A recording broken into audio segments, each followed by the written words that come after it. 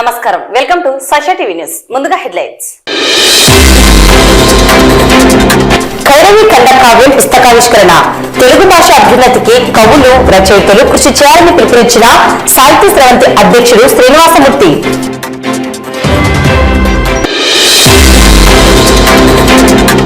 Doctor Ambedkar ను హేళన చేస్తూ మాట్లాడిన కేంద్ర హోంశాఖ మంత్రి అమిత్ షాను పదవి నుండి బర్తరఫ్ చేయాలని డిమాండ్ చేసిన వామపక్ష పార్టీ నేతలు. నంద్యాల పట్టణ కురవ సంఘం ఆధ్వర్యంలో క్యాలెండర్ ఆవిష్కరణ. సాహిత్య స్రవంతి ఆధ్వర్యంలో ఘనంగా యోగి వేమన జయంతి వేడుకలు. సెయింట్ లూక్స్ అందుల పాఠశాలలో ఘనంగా లూయిస్ బెయిలీ జయంతి వేడుకలు.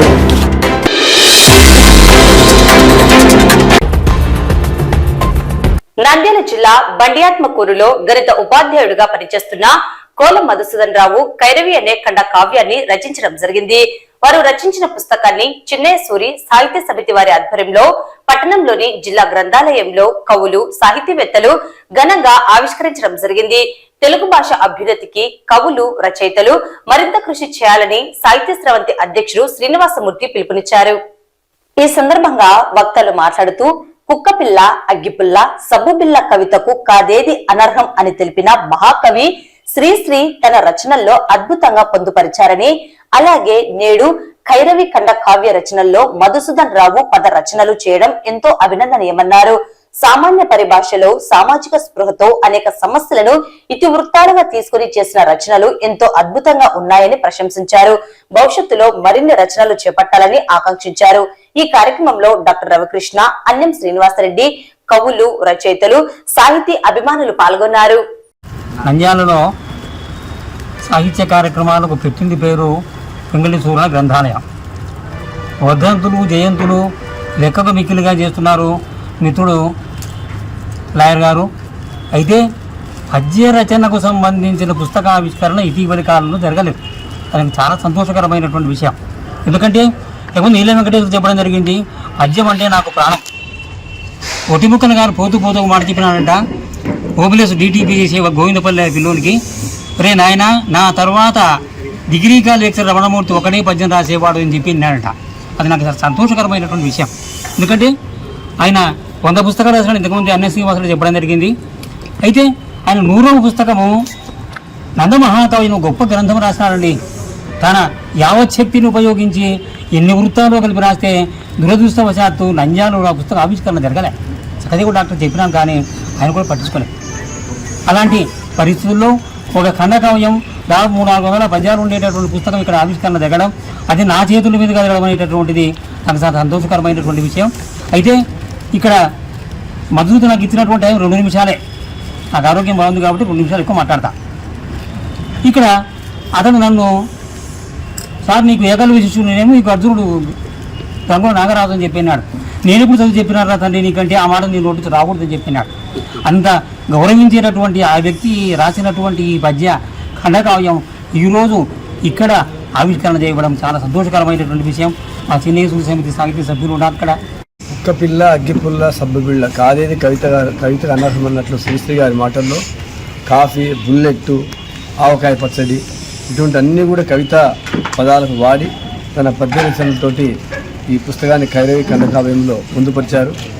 సామాన్య పరిభాషలో సామాన్యులకు అందుబాటులో ఉండేట్టు ఆలోచించేటట్టు ఈ ఖండకావ్యాలు ఉన్నాయి. మరింతగా సామాజిక స్పృహతో సమాజంలో అనేక సమస్యల మీద ఇతివృత్తాలు తీసుకొని ఖండకావ్యాన్ని ఈ పద్యాన్ని రచించాలని, అందుకు వైష్ణవ వెంకటరమణ ఊరితో సహకరించాలని, ఆ విధంగా తెలుగు భాషా సేవలో నిలబడించి ముందుకు పోవాలని కోరుతూ సేవ తీసుకుంటాం. శరత్తులో తలెత్తిన వెన్నెలలాగా 41 ఛందస్సులతో ఆత్మగత భావజాలాన్ని అత్యంత ఆత్మీయంగా చిత్రించడం జరిగింది. కందము కానీ, తోదకము కానీ, ఉత్తలమాల కానీ, చెంపకమాల కానీ, సీసము కానీ, అలాగే మణిమాల, స్రగ్విని, ఉత్సాహ, మత్తకోకిల, ధ్రువ కోకిల, ఇలాగా 41 రకాల ఛందస్సులతో రాయడం జరిగింది. ఇది గొప్ప పరిణామం. వారి గురువు గుంతకల్లో ఉన్నప్పుడు చక్రాల లక్ష్మీకాంత రాజారావు గారు, వారు 1000 ఛందస్సులో రాయగలరు. వారి సరసన ఉన్నారు కాబట్టి వీరికి కూడా దగ్గర 50 ఛందస్సులు వంటబట్టి ఉన్నాయి. ఛందస్సులు ఎలా ఉన్నా చెప్పే భావాన్ని అందంగా చెప్పడం జరిగింది. నా యొక్క పుస్తకం కైరవిని వివిధ ఛందో రూపములలో నాకు ఎక్కువగా ఇష్టమైనటువంటి అన్ని అంశాలను క్రోడీకరించి పద్య రూపంలో వాడుక భాషను ఉపయోగించి కూడా పద్యాలను రాయవచ్చు అన్న అభిప్రాయంతో ఈ సంచికను వెలువ చేయడం జరిగింది. సో ఇలాంటి పద్య రచనలను ఇంకా ముందు ఇంకా రాయగలనని సభాముఖంగా అందరికీ తెలియజేస్తాను. పార్లమెంటు సభలో కేంద్ర హోంశాఖ మంత్రి అమిత్ షా భారత రాజ్యాంగ నిర్మాత డాక్టర్ బిఆర్ అంబేద్కర్ ను హేళన చేస్తూ చేసిన వ్యాఖ్యలను తీవ్రంగా ఖండిస్తూ అమిత్ షాను పదవి నుండి వెంటనే బర్తరఫ్ చేయాలని సిపిఐ, సిపిఎం, సిపిఐఎంఎల్ పార్టీ నేతలు నంద్యాలలో నిరసనను వ్యక్తం చేశారు. అమిత్ షా రాష్ట్ర పర్యటనను వ్యతిరేకిస్తూ పట్టణంలోని పద్మావతి నగర్ ఆర్చ్ వద్ద నిరసన కార్యక్రమం నిర్వహించారు. ఈ కార్యక్రమంలో వామపక్ష పార్టీల నేతలు పాల్గొన్నారు. రాజ్యాంగ దినోత్సవం సందర్భంగా అంబేద్కర్ గురించి రాజ్యసభలో అమిత్ షా అవమానపరిచేలా, అగౌరవపరిచేలా మాట్లాడడము సిగ్గుచేటు. డాక్టర్ బిఆర్ అంబేద్కర్ రాజ్యాంగ నిర్మాత. అతని గురించి అమిత్ షా మాట్లాడడం అంటే బీజేపీకి రాజ్యాంగం పట్ల ఏ విధమైనటువంటి చిత్తశుద్ధి ఉందో అర్థం చేసుకోవచ్చు. వాళ్ళ మనధర్మ శాస్త్రాన్ని ప్రవేశపెట్టాలి, ఆర్ఎస్ఎస్ చెప్పిన విధంగా పాటించాలనేటువంటి నిబంధనలను ఈరోజు దేశవ్యాప్తంగా అమలు చేస్తున్నారు. అంబేద్కర్ గారు రాజ్యాంగాన్ని రచించి దళితులకు అందరికీ కూడా సమానమైన హక్కులను కల్పించేలా, రాజ్యాంగంలో రాజ్యాంగ హక్కులను కూడా సమానమైనటువంటి రీతిలో చేసేలా ఆయన చేసినాడు. కాబట్టి అటువంటి మహోన్నత వ్యక్తిని మాట్లాడడం అనేటువంటిది సిగ్గుచేటు. ఇప్పటికైనా గానీ అమిత్ షా మాట్లాడేటువంటి మాటలను వెంటనే వెనక్కి తీసుకొని దేశ ప్రజలందరికీ క్షమాపణ చెప్పాలా, ఆయనను కేంద్ర మంత్రి పదవి నుంచి బర్తరఫ్ చేయాలని చెప్పేసి రాష్ట్ర వ్యాప్తంగా ఈ రోజు చంద్రబాబు నాయుడు గారి నివాసంలో నిన్న డిన్నర్ చేసినాడు.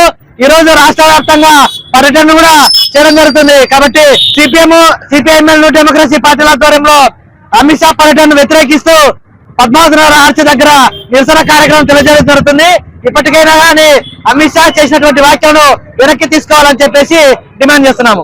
మీరు ఆ పదాన్ని పలికినట్లయితే మీకు ముక్తి లభించేది, మీరు స్వర్గానికి పోయే వాళ్ళు అనేటువంటి పద్ధతిలో వ్యాఖ్యానం చేసినటువంటి పరిస్థితి. అంటే బీజేపీకి సంబంధించినటువంటి నాయకులు, ఎమ్మెల్యేలు, మంత్రులు వీళ్ళందరూ కూడా ఏ సందర్భం దొరికినా ఆ సందర్భంలో అంబేద్కర్ గారి పైన, రాజ్యాంగం పైన దాడి చేయడం అనేటువంటి జరుగుతూ ఉంది. మరి దేశ ప్రజలందరూ కూడా వ్యతిరేకిస్తున్నారు. వామపక్ష పార్టీలు పెద్ద ఎత్తున ఆందోళన చేసేటువంటి పరిస్థితి అనేటువంటి జరుగుతూ ఉంది.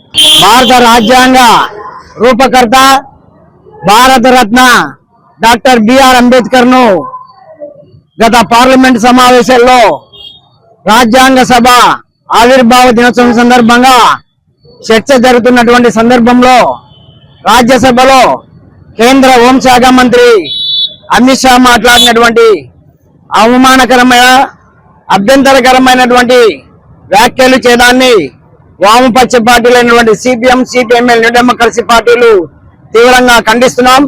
మరి ఈవేళ అంబేద్కర్ ను అవమానపరిచినటువంటి కేంద్ర హోంశాఖ మంత్రి అమిత్ షా మన ఆంధ్ర పర్యటనను వ్యతిరేకిస్తూ ఇవాళ నంద్యాలలో ఆయన నిరసనను వ్యతిరేకిస్తూ నిరసన ర్యాలీ చేయడం జరిగింది. మరి ఎవరైతే కోట్లాది మంది భారతీయులు మరి డాక్టర్ బిఆర్ అంబేద్కర్ ను ఆరాధించేటువంటి వారు మరి అంబేద్కర్ యొక్క గొప్పతనాన్ని, మరి భారత రాజ్యాంగ రూపకర్త అయినటువంటి ఆయన చేసినటువంటి కృషిని పొగుడుతూ ఉన్నటువంటి సందర్భంలో అంబేద్కర్ అంబేద్కర్ అంబేద్కర్ అని జపం చేస్తున్నారు. మరి అంబేద్కర్ ఏమైనా దేవుడా? ఆ అంబేద్కర్ ను ఆరాధించే బదులు దేవుడిని ఆరాధిస్తే మీరు స్వర్గానికి వెళ్తారనేటువంటి అమిత్ షా అవమానకరమైనటువంటి, అభ్యంతరకరమైన మాటలను తక్షణమే వెనక్కి తీసుకోవాలి. యావత్ దేశ ప్రజలకు క్షమాపణ చెప్పాలి. రాష్ట్రంలోకి కేంద్ర హోంశాఖ మంత్రి గారు అమిత్ షా గారు ఆయన ఆహ్వానించారు. మరి ఏం చేయాలనుకున్నారో రాష్ట్రాన్ని కానీ తెలియదు. ఈ రాష్ట్రాన్ని నాశనం చేయడానికినే అమిత్ షా గారు కేంద్రం నుండి వచ్చారు. మొన్న పార్లమెంట్లోనేమో అంబేద్కర్ గారిని ప్రపంచ నిర్మాత,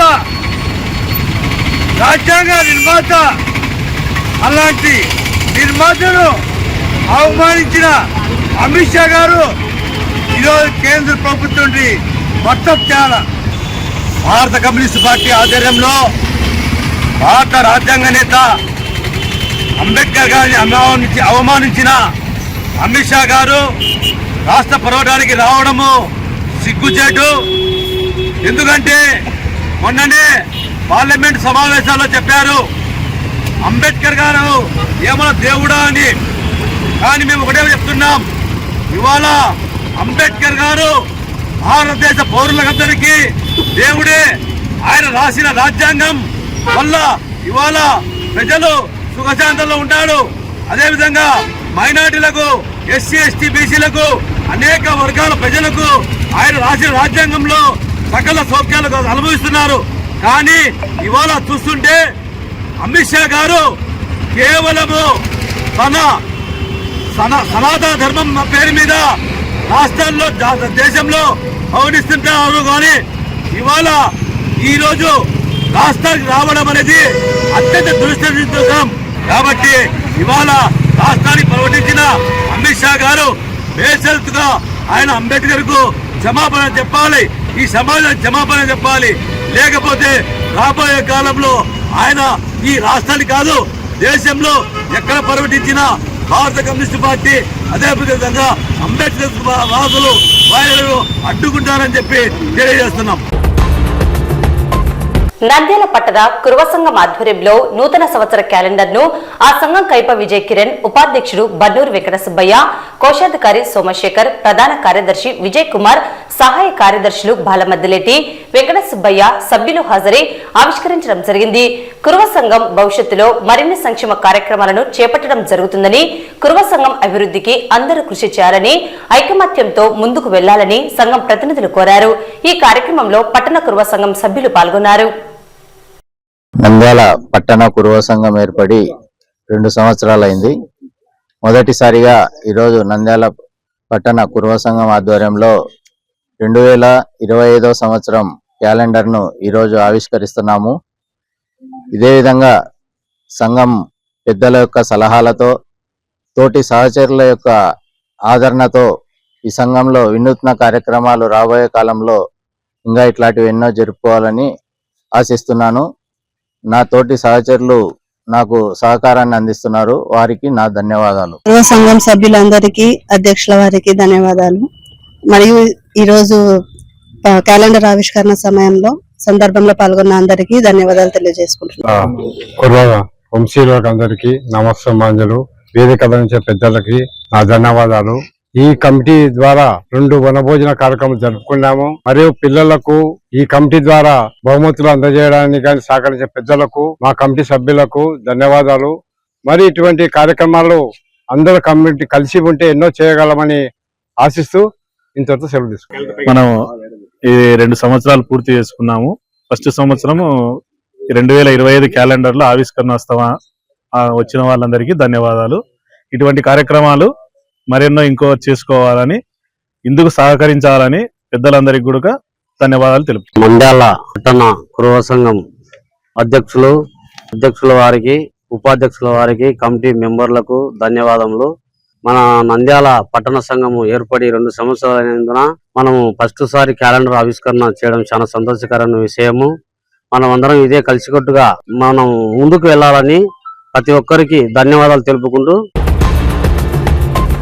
నంద్యాల పట్టణం పింగళి సూరణ జిల్లా గ్రంథాలయంలో సాహిత్య స్రవంతి అధ్యక్షుడు శ్రీనివాసమూర్తి ఆధ్వర్యంలో మహాకవి యోగి వేమన జయంతి వేడుకలను నిర్వహించడం జరిగింది. వేమన చిత్రపటానికి కవులు, సాహితీవేత్తలు, కళాభిమానులు పూలమాలలు సమర్పించడం జరిగింది. ఈ సందర్భంగా వక్తలు మాట్లాడుతూ మానవతావాది, సంఘ సంస్కర్త, సామాజిక దార్శనికుడు అయిన మహాకవి యోగి వేమన 17వ శతాబ్ది కాలంలోనే సమాజాన్ని ఒడిసిపట్టి సామాజిక రుగ్మతలను రూపుమాపేందుకు అనేక వేల పద్యాలను రచించారని తెలిపారు. వాటిని సిపి బ్రౌన్ గ్రంథస్థం చేసి వెలుగులోకి తీసుకువచ్చారని తెలిపారు. ఈ సందర్భంగా వేమన రచించిన పలు పద్యాలను కవులు తెలియజేశారు. వేమన జయంతి అనేటువంటిది ఈరోజు సాహిత్యంతో జరుపుకుంటున్నాం.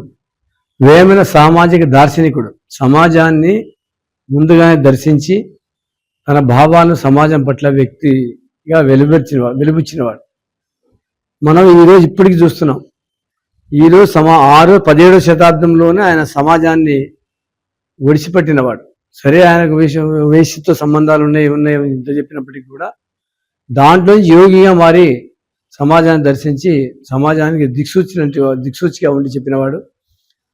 ఆ కాలంలోనే కానివాని కాసు వీసంబిచ్చి వెంట తిరిగివాడు వెర్రివాడు, పిల్లి తిన్న కోడిని పిలిచిన పలుకున విశ్వదాభిరామ వినురవేమ అని చెప్పాడు. ఆ కాలంలో కూడా సోమరులుగా ఉన్నారు.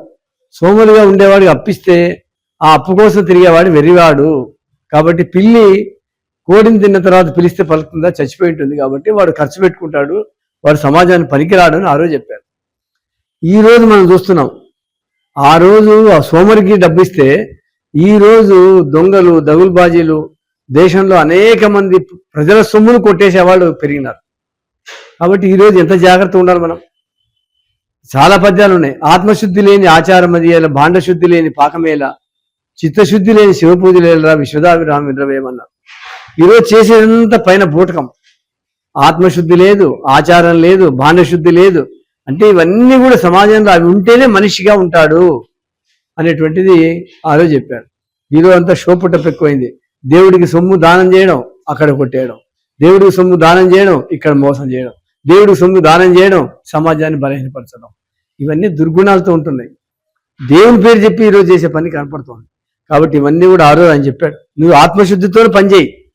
ఎక్కడో దేవుడు నీ నాలుగు గోడల మధ్య నీ అంతరంగంలో ఉన్నాడని ఆ రోజు చెప్పాడు. ఈరోజు సాహితీ స్రవంతి నంద్యాల శాఖ ఆధ్వర్యంలో పింగళి సూరణ శాఖ గ్రంథాలయంలో మహాకవి యోగి వేమన జయంతిని మనం ఘనంగా నిర్వహించుకుంటూ ఉన్నాం.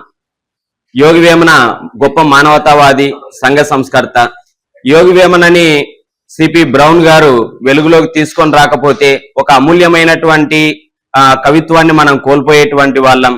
ఆయన పనిచేసేటువంటి సమయంలో గ్రామీణ ప్రాంతాల్లో సంచరిస్తూ గ్రామీణుల యొక్క నోళ్లలో నానుతూ ఉన్నటువంటి ఆ పద్యాలని విని ఆకర్షితుడై ఈ పద్యాలు రాసినటువంటి గొప్ప వ్యక్తి ఎవరు అనేటువంటి పరిశోధన చేసి వేల పద్యాలని ఆయన కష్టపడి 18 సంవత్సరాల పాటు దాదాపు కృషి చేసి ఆ వేమన పద్యాలన్నింటినీ కూడా క్రోడీకరించి ఒక మహా గ్రంథంగా తీసుకొని రావటం జరిగింది. ఆ మహాకవిని మొదటి తరం కవులు పెద్దగా ఆయనని గుర్తించినటువంటి దాఖలాలు కనిపించవు. యోగి వేమనని సమాజంలోకి పుస్తకాల్లోకి తీసుకొచ్చినటువంటి మొట్టమొదటి వ్యక్తి కట్టమంచి రామలింగారెడ్డి గారు. అందుల ఆశాజ్యోతి లూయిస్ బ్రెయిలీ 217వ జయంతి వేడుకలను నంద్యాల పట్టణం సెయింట్ లుక్స్ అందుల పాఠశాలలో ఘనంగా నిర్వహించడం జరిగింది. 18వ తేదీ అందులకు క్రీడా పోటీలను నిర్వహించి నేడు విజేతలకు నగదు బహుమతులు, జ్ఞాపికలను ముఖ్య అతిథులుగా నంద్యాల డయాసిస్ సెక్రటరీ స్టాన్లీ, పాఠశాల correspondent Annie Rachel Christiana, Sugunamma, జయమ్మల చేతుల మీదుగా అందజేయడం జరిగింది. ముందుగా లూయిస్ బ్రెయిలీ చిత్రపటానికి పూలమాలలు సమర్పించారు. ఈ సందర్భంగా లూయిస్ బ్రెయిలీ లిపి వారు అందుల జీవితాల్లో ఎలా వెలుగులు నింపారో, వారి జీవిత విశేషాలను, అలాగే వారి స్ఫూర్తితో పాఠశాలలో విద్యాభ్యాసం చేసి ఉద్యోగాల్లో స్థిరపడిన వారి గురించి తెలియజేశారు. కార్యక్రమంలో పాఠశాల హెచ్ఎం చంద్రశేఖర్, సూపర్వైజర్ చర్చిల్, సిబ్బంది పాల్గొన్నారు. ఇక్కడ లూయిస్ బ్రెయిలీ గారి 217వ జన్మదిన అనగా జయంతి వేడుకలను మా డయాసిస్ ఆధ్వర్యంలో నిర్వహిస్తున్న సెయింట్ లూక్స్ అందుల పాఠశాల తరపున ఇక్కడ మేము చేరి మరి ఈ యొక్క లూయిస్ బ్రెయిలీ గారి జన్మదిన వేడుకలను జరుపుతున్నారు. వీరి చర్చిల్ గారి ఆధ్వర్యంలో మరి శేఖర్ గారి ఆధ్వర్యంలో ఇవన్నీ నడుస్తుండడం మాకెంతో సంతోషదాయకం. మరి వీరందరికీ కూడా మా డయాసిస్ తరపున మరి ముఖ్యంగా మా బిషప్ తండ్రి గారైన the right reverend doctor George Cornelius గారి తరపున మా ఆఫీస్ బేరర్ అందరి తరపున కూడా వీరందరికీ శుభాకాంక్షలు తెలియజేస్తున్నాం. మరి సిఎస్ఐ నంద్యాల డయాసిస్ వారి యొక్క ఆధ్వర్యంలో నడుస్తూ ఉంది. మరి ఎంతో మంది మరి యొక్క పాఠశాలలో చదివి ఉద్యోగాలలో స్థిరపడి ఉంటా ఉన్నారు. మరి మా యొక్క చిన్న విన్నపం ఏమనగా మరి మా యొక్క స్కూల్ బయట మరి డివైడర్ మీద మరి లూయిస్ బ్రెయిలీ గారి యొక్క విగ్రహాన్ని ఆవిష్కరించాలనే ఒక ఆలోచన చేస్తూ ఉంటున్నాం. కాబట్టి మరి నంద్యాల మున్సిపాలిటీ వారు అదేవిధంగా అధికారులు మరి యొక్క విషయంలో స్పందించి మరి మాకు ఈ యొక్క డివైడర్ మీద మరి లూయిస్ బ్రెయిలీ గారి యొక్క స్టాచ్యూను మరి నెలకొల్పటకు మరి మాకు సహాయం చేయవలసిందిగా ఈ సందర్భంగా కోరుకుంటున్నాం. సెలవు తీసుకుంటాం. Thank you. వార్తలు ముగించే ముందు ముఖ్యాంశాలు మరోసారి. కైరవి ఖండ కావ్యం పుస్తకావిష్కరణ. తెలుగు భాష అభ్యున్నతికి కవులు, రచయితలు కృషి చేయాలని పిలుపునిచ్చిన సాహిత్య స్రవంతి అధ్యక్షుడు శ్రీనివాసమూర్తి.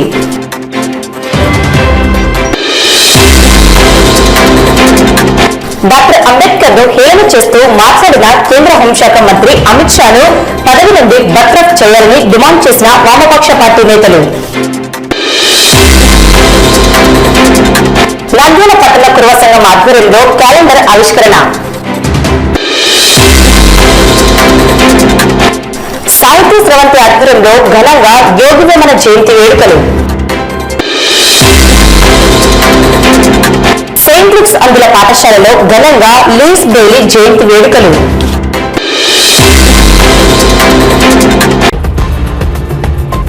ఈ వార్తలు ఇంతటితో సమాప్తం. నమస్కారం.